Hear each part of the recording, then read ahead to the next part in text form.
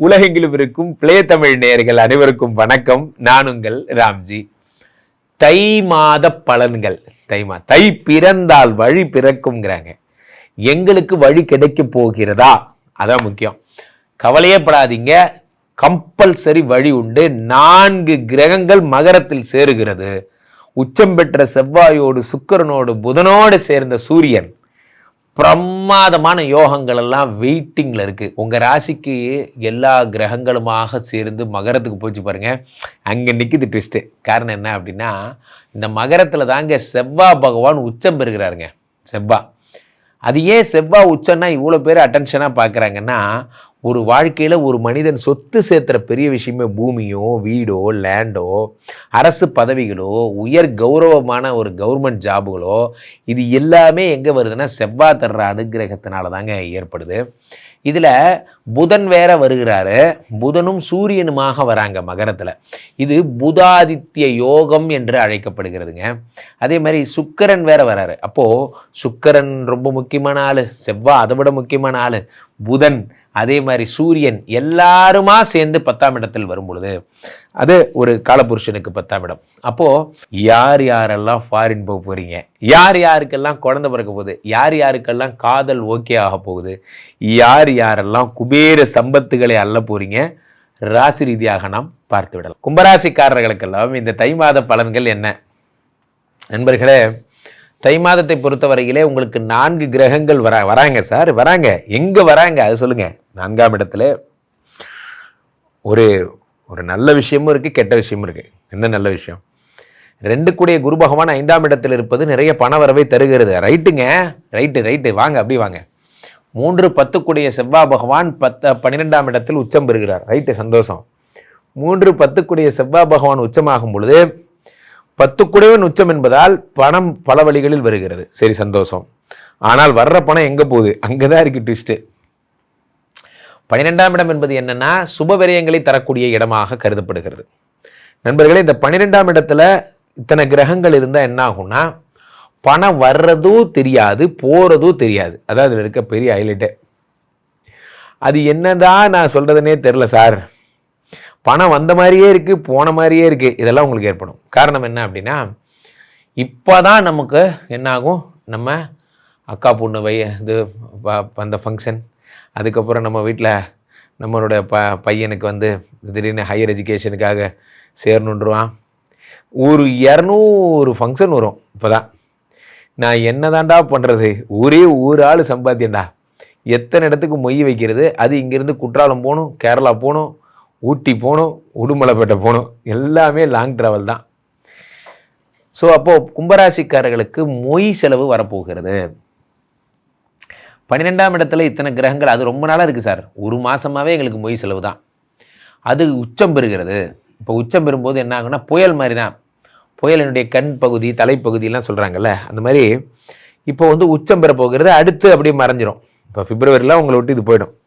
ஆனால் ஜனவரி மாதத்திலே கும்பராசிக்காரர்கள் பணத்தை எங்கேயா போய் பர்சனல் லோன் போட்டு வச்சுக்கிங்க, இல்லை ஏதாவது கடன் வாங்குறதுனா வாங்கி ரெடியாக வச்சுக்கிங்க. மொய் செலவு ரெடியாக இருக்குது. 12ஆம் இடத்துல எல்லாருமே 3 10 கூடிய செவ்வாய் பகவான் உச்சம் பெறுகிறார். சுக்கிர பகவான் இருக்கிறார், சூரிய பகவான் இருக்கிறார், புத பகவான் இருக்கிறார், எல்லாருமே இருக்காங்க.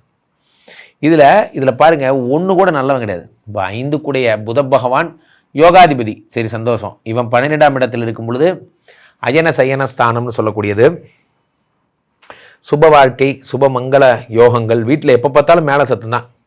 டும் கல்யாணம் அப்படிங்கிறேன். எப்போ பார்த்தாலும் கல்யாணம், வான வேடிக்கை, மாப்பிள்ளை அழைப்பு, பொண்ணு அழைப்பு, எப்போ பார்த்தாலும் பிஸி தான். அண்ணன் இப்போ எங்கே இருக்கீங்க? அண்ணன் புதுக்கோட்டையில் இருக்கேன். நாளைக்கு தஞ்சாவூர் போய்ட்டு அப்படியே நேராக விருதாச்சலம் போய்ட்டு, என்னென்ன ஒரே ட்ராவலிங்லேயே இருக்கீங்க? ஏன்டா கேட்குறேன், கடையை திறந்து 3 நாள் ஆகுதுடா. அக்கா பொண்ணு விஷயமா வந்தவன்டா.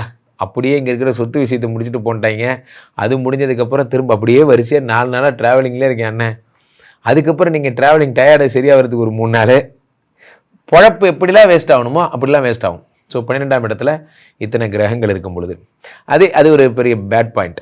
ஆனால் இதில் ஒரு நல்ல பாயிண்ட் என்ன அப்படின்னா, 5 கூடிய 12ஆம் இடத்தில் இருக்கும் பொழுது என்ன ஆகும் அப்படின்னு பார்த்தீங்கன்னா, இறை சம்மந்தப்பட்ட கோயில்கள் தேடி தேடி போவீங்க.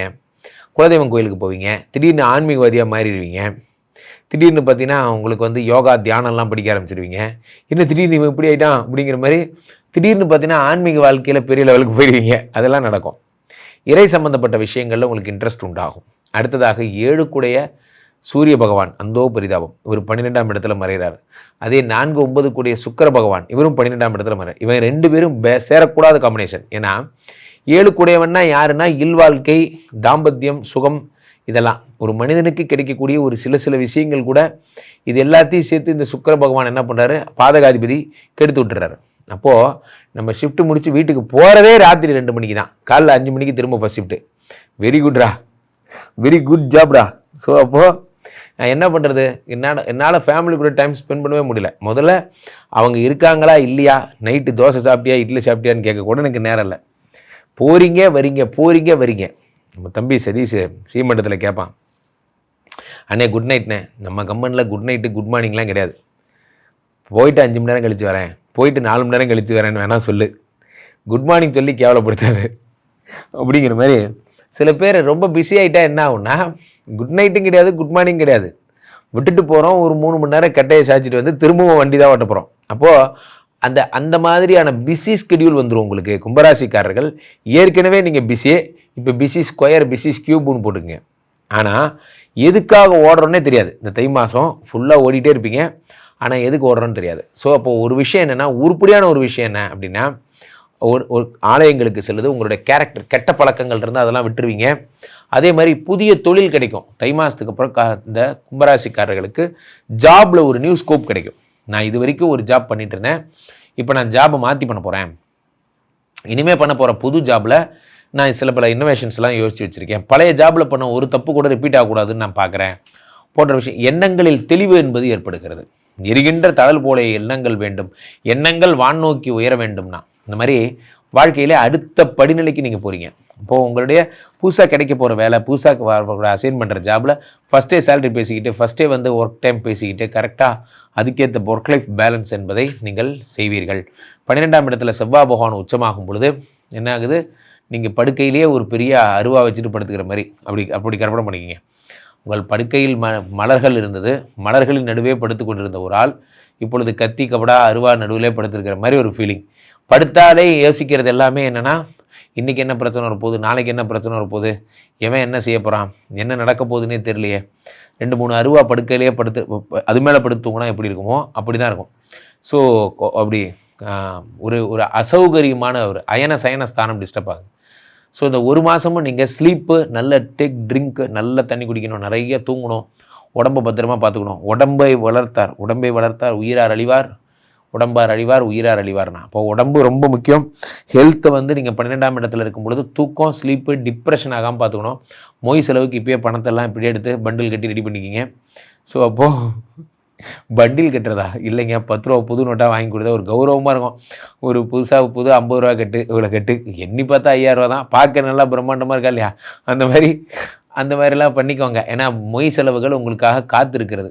அப்போது கும்பராசிக்காரர்கள் உருப்படியான ஒரு விஷயம் என்னவென்றால், கெட்ட பழக்கங்கள்லேருந்து வெளிவரீங்க, உங்களை பற்றி யோசிக்க ஆரம்பிக்கிறீங்க, உடம்பை பற்றி யோசிக்க ஆரம்பிக்கிறீங்க, மீதி அத்தனையுமே தண்ட செலவு தான். அப்போ கும்பராசிக்காரர்கள் ஜாக்கிரதை.